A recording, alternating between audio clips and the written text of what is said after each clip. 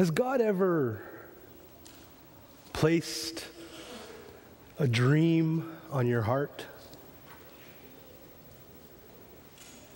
You know, one of those dreams.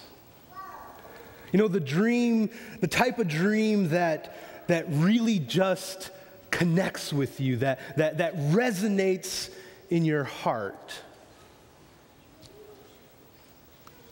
Dream you look forward to one day seeing fulfilled in your life. Has God ever given you a dream? Has God ever given you a dream, and yet it seems as though the whole world, everything is against it? Has God ever given you a dream? The story of my life seems like a dream.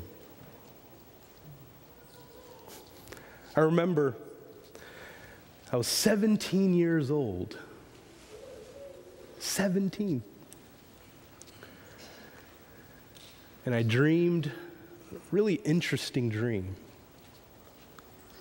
I remember being out in the field and we were binding sheaves, my brothers and I. We were running the sickle, binding the sheaves.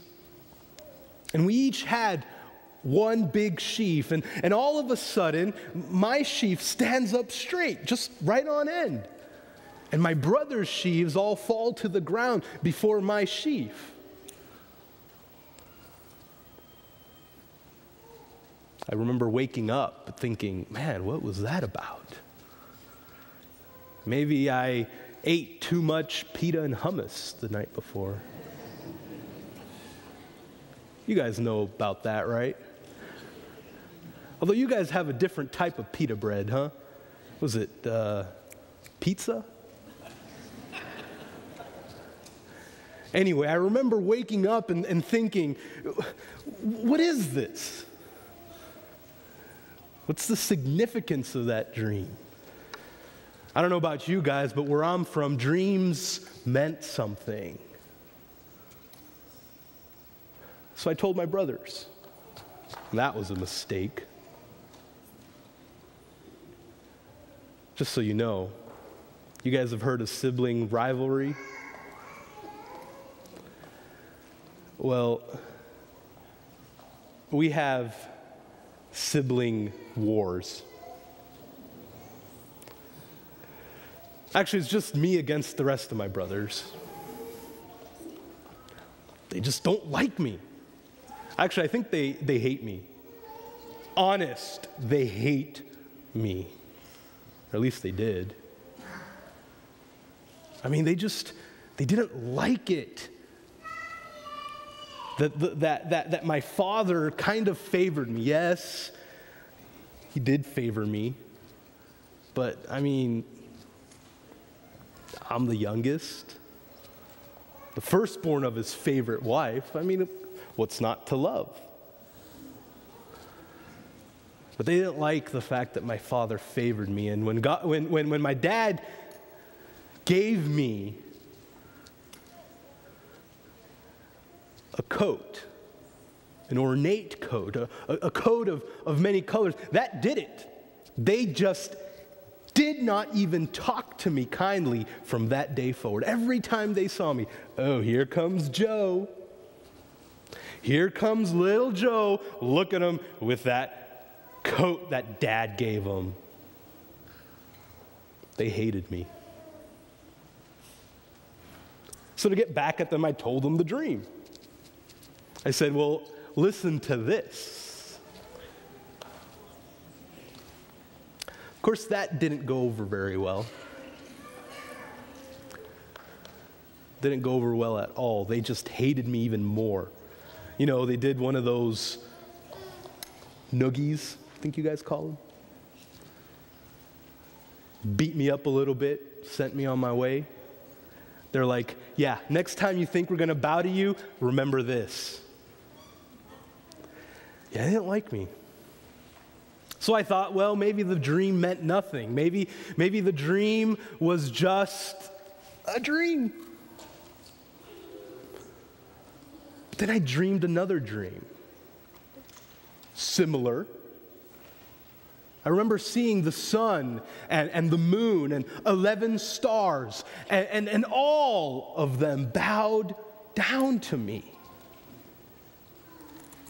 That's how you know it wasn't just the pita bread. Because you got two dreams about the same thing. It had to be something divine. It had to be a God thing. So I told my brothers again. This time in front of my dad. They wouldn't, beat me up in front of my dad, right? I'm his favorite. Well, not even my dad liked it. Oh, no. My dad told me. He said, Joseph, I don't know what you're talking about, but do you really expect your mother and I to bow down before you?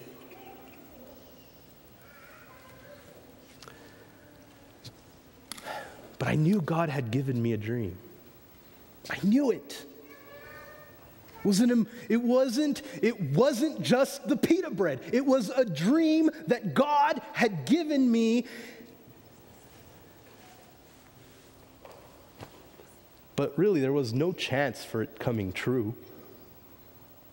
I mean, I'm the youngest son. One of the youngest. There's no way. I don't even have a birthright coming. There's no way that dream was coming true. Time went by, and my dad sent me to go check up on my brothers, because my brothers, they weren't always there, they weren't always with it. Oftentimes they messed around. So my dad sent me to check up on them, over to Shechem. So I walk over to Shechem. It's quite a distance. They weren't there. Asked around, found out they went down to Dothan. And I went out into Dothan, and I remember seeing them in a distance, and I knew they saw me. After all, I had my very special coat. I mean, how could you miss a coat like that? I remember going down into Dothan, seeing my brothers, walking towards them. And as I got closer and closer, they had these grins on their faces. And I knew something was up. I thought maybe I should just turn around and tell my dad that everything's okay. No, but I just had to find out. I had that grin. You know those grins that your brothers get when they're up to no good? Yeah. And then two of my brothers grab me, one on each arm, and they start dragging me. Of course, I'm fighting them off. I'm just trying to break free. What are they doing? They continue. Then all of my brothers grab a hold of me. I have no chance of getting free, and they toss me into a pit. Thank God it was empty. I'm not much of a swimmer. So they throw me into that pit. Just leave me there. And I'm shouting out at them, ha ha guys, very funny. You can let me out now. And they started yelling back at me. What, you want us to bow down to you, Joseph? What? Think you're special, Joseph? And they walked away. They walked away, left me in that pit. Of course, I could still hear them laughing. I knew they were joking about me. I knew that they were just messing with me, messing with my mind. But then things got quiet. Real quiet. I couldn't hear anything. It got quiet for about maybe 20 minutes. And And then I started hearing other voices. My brothers were there, but I started hearing a different type of voice and some other type of animals. And then I see my brother, Judah, looking down at me from the top of the pit, throws down a rope, pulls me up. I'm thinking, thank God I'm going to be free out of this place. And with the same rope, he pulled me out of the pit, he binds my hands, and he sells me to a group of Ishmaelites. My brother, half-brother, still my brother, sells me for 20 pieces of silver to the Ishmaelites. And they march me 300 miles to Egypt. By the way, they took my coat. Who knows what they did with it?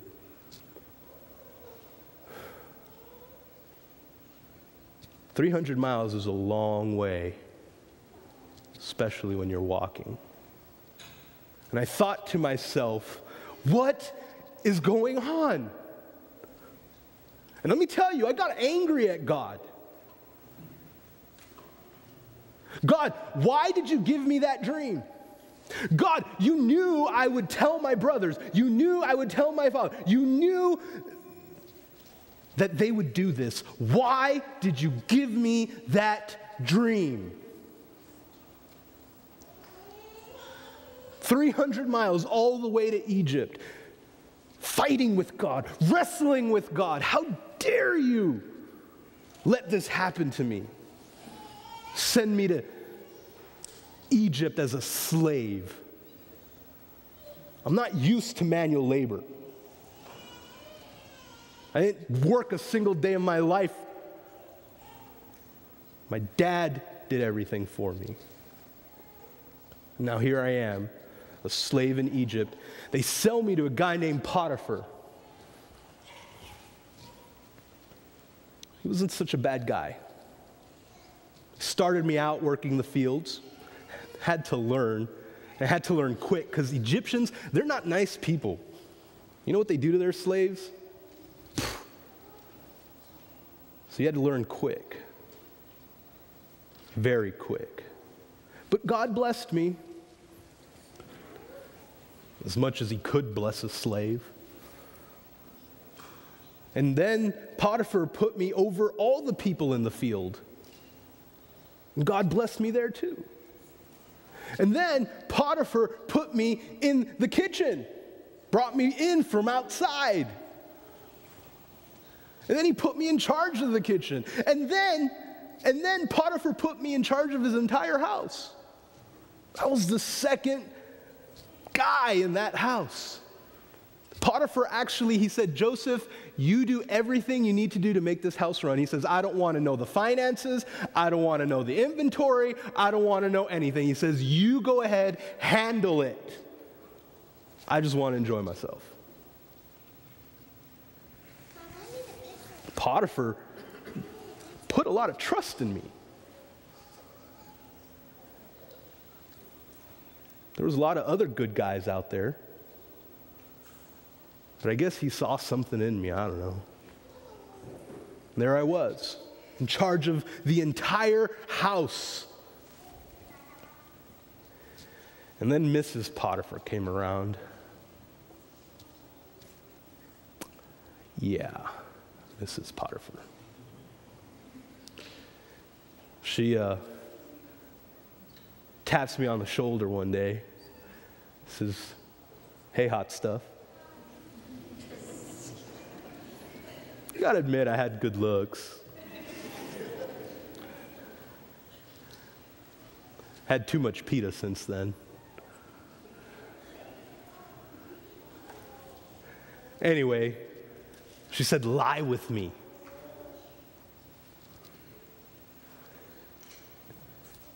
And I just couldn't do it. Nobody would have known. I could have done it. I could have went in there, left. Nobody would have known. but I couldn't do it. I may not have been the most active guy out in the field, but my dad taught me to fear God. And I just couldn't do it. I couldn't sin against God. But you know what? Mrs. Potiphar wouldn't take no for an answer. You guys out there, be careful of the persistent ones. Just watch out. Day after day, she would come in, and she would send me, little notes here and there. She knew how to find me, give me little gifts, bat of an eye, little smile here and there. She pursued me, and then one day, it was just me and her inside the house. She grabbed me by the arm. She said, "Lie with me." She was like raping me. And I ran. I ran out of that place. I didn't know what else to do. I just ran. But I left my coat. And as I was running away, I heard this loud shriek come from Mrs. Potiphar. And she tells everybody that I'm the one that tried to sleep with her. She tells everybody that I'm the one who came in with her, and that when she screamed, I ran. And then Potiphar showed up. And Potiphar, he got pretty angry. Never seen Potiphar that angry with me in my life. But he threw me into prison. Threw me into prison. Somehow I think that he didn't really believe her. Because anybody who would have done that to the wife of an official would have been killed on the spot, no questions asked. But he threw me in prison.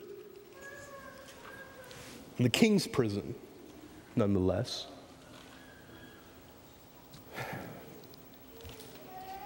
So I don't think he really believed her, but he had to do something.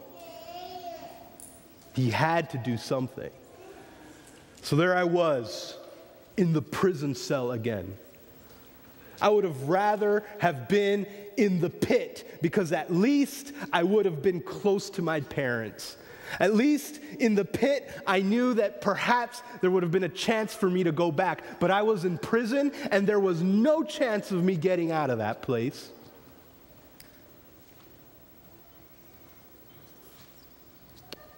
But once again, it seems as though God was blessing me. Once again, it seemed as though God had something else in mind.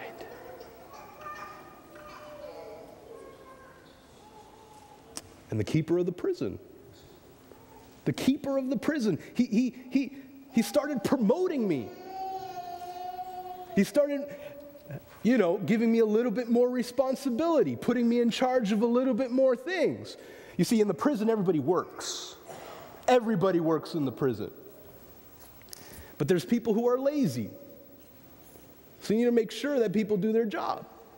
So the keeper promotes me to be the supervisor, to watch over people as they do their work, to make sure that they're doing their job. Thank God I did that at Potiphar's house. Because in prison, it's no joke. And I think I was the youngest guy there. So you had to know what you were doing, and you had to do it well, and you had to command the authority that you needed. And God blessed me. And God prospered everything under my hand. And eventually, the keeper, he put me in charge of the entire prison. I'm starting to think the keeper was lazy. Anyway, there I was in charge of the prison. And let me tell you something, that's not necessarily what I had in mind.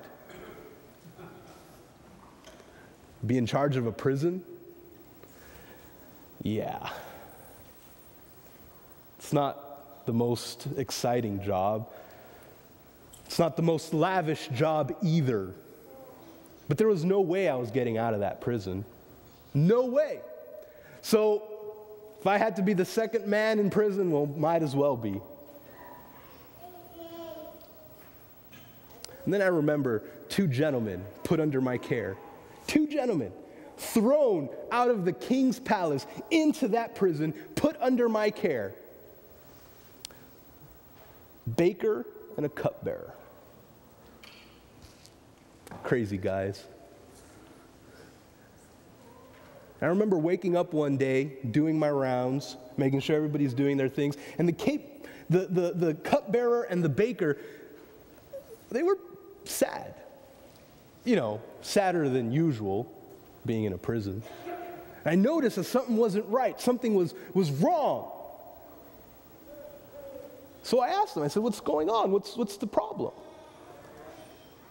And the cupbearer says, you know, we've both had a dream, and we don't have anybody to interpret it for us. And I thought to myself, oh, a dream. Well, that's nice. I had a dream once too. But they looked really bad. I mean, they really wanted an interpretation. You see, like I said before, where we come from, dreams are important. They mean something. And so I asked them, I said, well, what did you guys dream? Maybe I can help you. Cupbearer said, 3 vines. Well, 1 vine, 3 branches. And the 3 branches, they budded and grapes sprouted. And then he said that he took the branches, and he took the grapes, and he squeezed the grapes into a cup, and he gave it to Pharaoh. And as I listened to his dream, it was as if God was laying his hand upon me, because I immediately knew what it meant. And I said to the cupbearer, I said, the 3 vines are 3 days. In 3 days, Pharaoh is going to reinstate you to your old position. And in 3 days, you're going to be the cupbearer again. And I told him, I said, I couldn't resist this opportunity. I said to him, and when you go back to Pharaoh, remember me. Because I did not deserve to do anything here to be in this prison. And then the baker, he got excited. You know, he's like, wow, that's an awesome interpretation. And so he told me his dream. And he said, I had 3 baskets on my head and full of baked goods for Pharaoh. And the birds came around and started eating the bread out of the baskets on my head. And once again, it was as if God's hand was upon me. And I realized, I saw that what it meant. I said to him, and I didn't want to tell him, but I said to him, the 3 baskets are also 3 days. But it's not very good news for you. At that, the baker lowered his head, and I could tell the tears were coming. 3 days passed, and things happened exactly the way I said it would. Cupbearer reinstated. The baker, well, he's no more. And the cupbearer, I remember the day he left my prison. So happy, so excited. And I said to him, remember me. Remember me.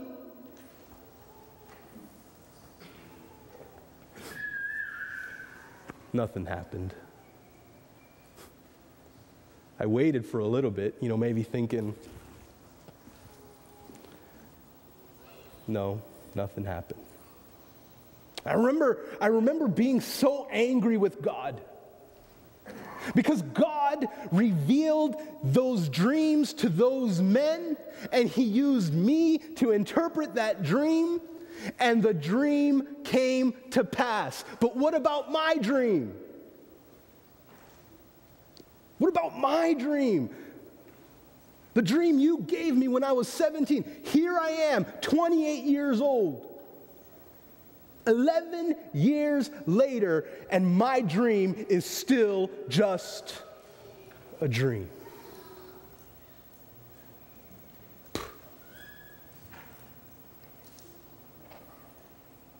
Two years later,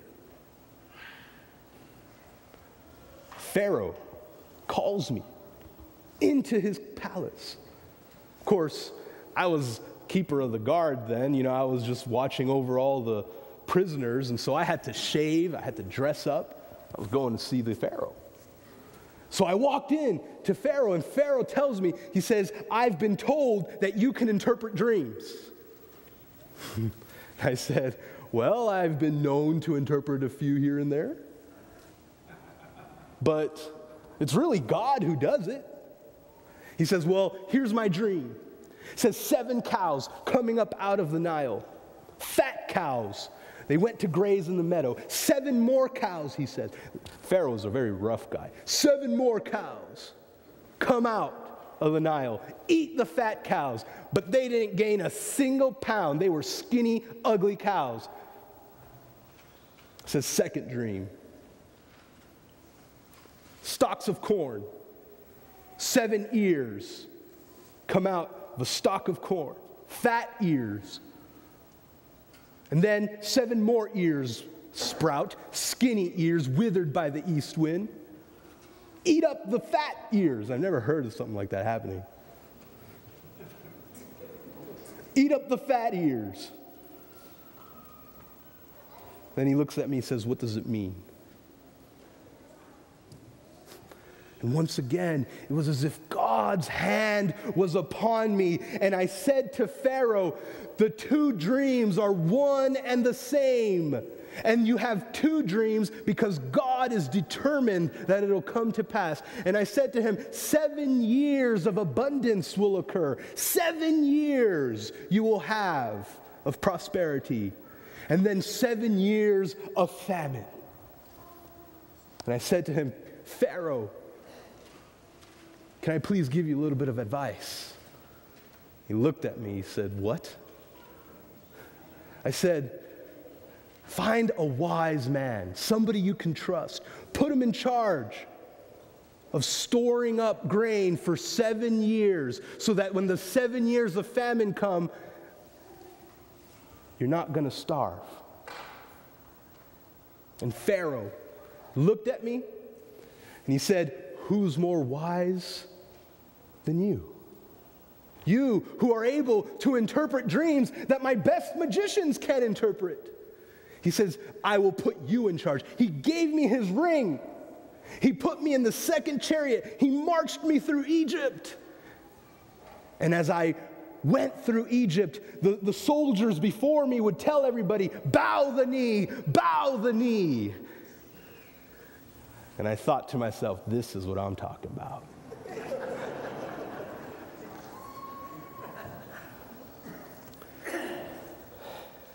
Seven years of abundance, sure enough. 20% tax. Everybody had to give us 20%. We stored it up in the grain houses. And then the 7 years of famine came, and boy, did they hit hard. But we had enough food. And the citizens of Egypt were able to buy grain from Pharaoh. They had food. Egypt was surviving the famine, but not so for other nations, not so for other tribes. They came to Egypt looking for food, and of course we sold it to them.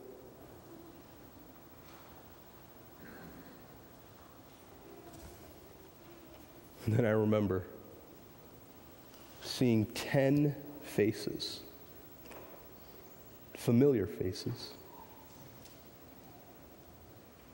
my brothers. And they came before me and they bowed. And when I saw them bow before me, I remembered my dream. The dream that God had given me. I saw it. living out in real life. I saw my dream. Of course, I acted like a stranger to them. I said to them, "Who are you?" They said, "We're just looking for food." I said, "No, you're not. You're spies." I gave them a hard time. I was still bitter. I was still angry at what they had done to me. Yes, now I was the second man in Egypt, but I had to face slavery. I had to face prison. I had to face walking 300 miles as a slave without any sandals. They did it to me. So I treated them harsh. I said, you guys are nothing. You guys are spies. You're trying to seek out the nakedness of the land. You're trying to overtake us. And they got so scared. It was great. It was so great. They got so scared.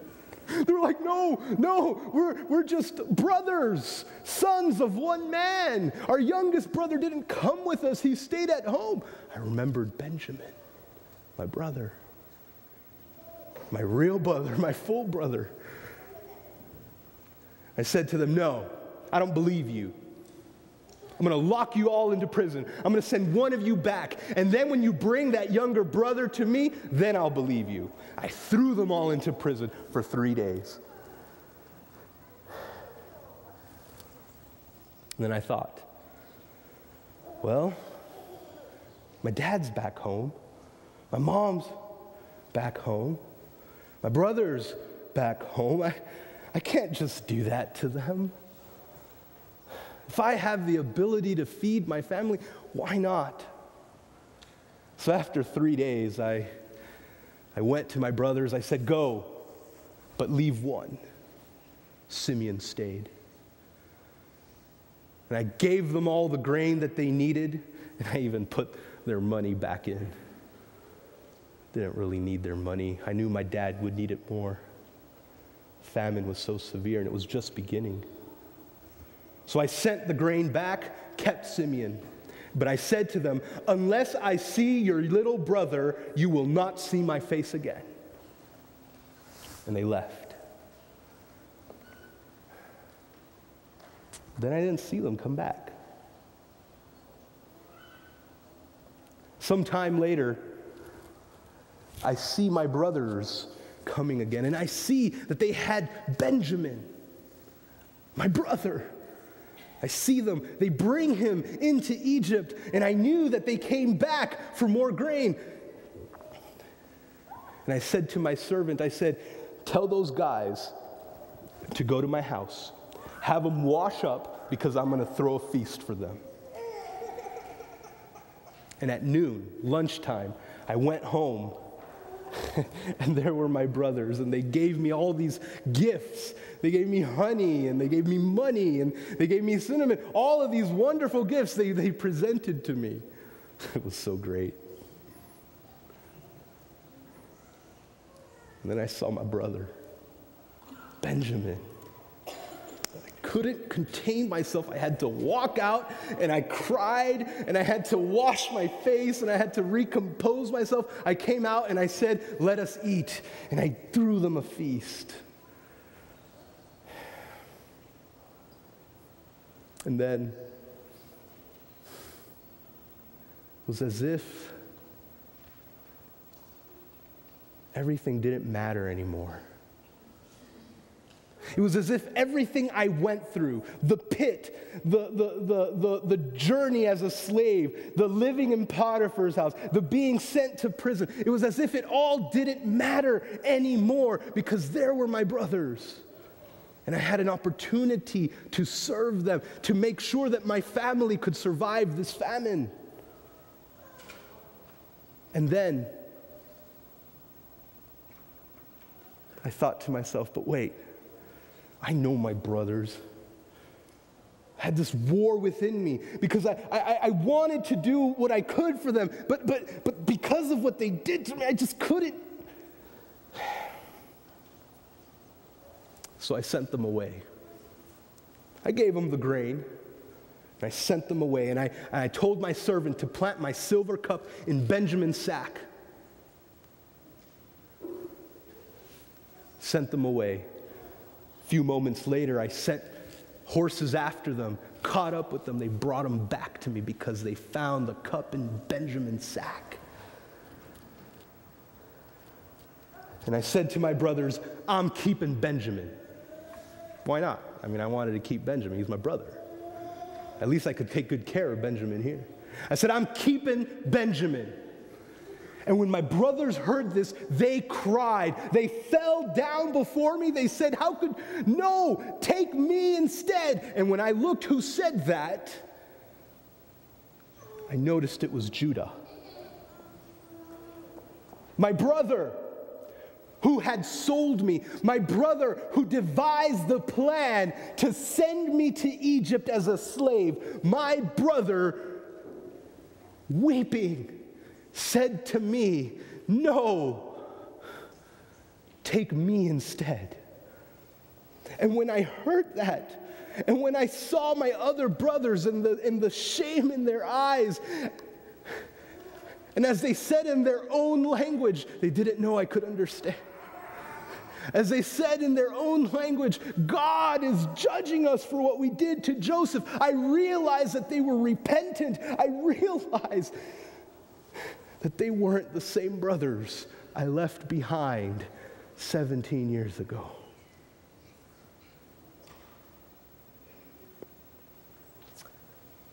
"13 years ago.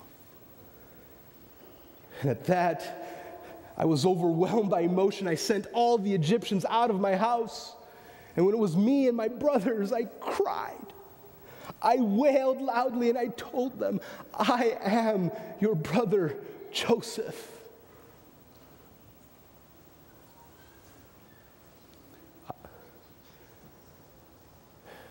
At that, they were scared. They were frightened. They said, how could this be? And I said to them, go, call my father, bring him here. I will put you in the land of Goshen. I will put you in the best land of Egypt. You guys will be able to survive the famine because the worst is yet to come. I said, come into Goshen. Bring the family. Bring everybody here. I said to them, everything's okay. And they did.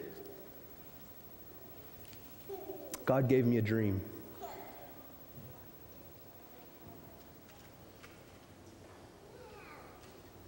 God gave me a dream.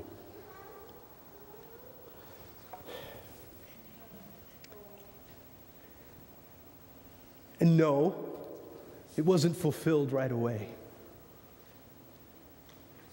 But God was behind the dream. God knew exactly where to position me. He knew exactly where I needed to be and at what time so that I could save my family. The dream wasn't about me being king and my family bowing before me. The dream was about me being a servant to my family. It was a dream about saving my family. God gave me a dream. Has He given you a dream? Has He placed something on your heart that you know is from God? That there is no doubt it is from God? Has God given you a dream? Know this, that dream transcends all situations, and God will bring it to pass. May the Lord bless you and keep you. May the Lord shine His face upon you and be gracious to you. May the Lord turn His face toward you and give you peace. Amen.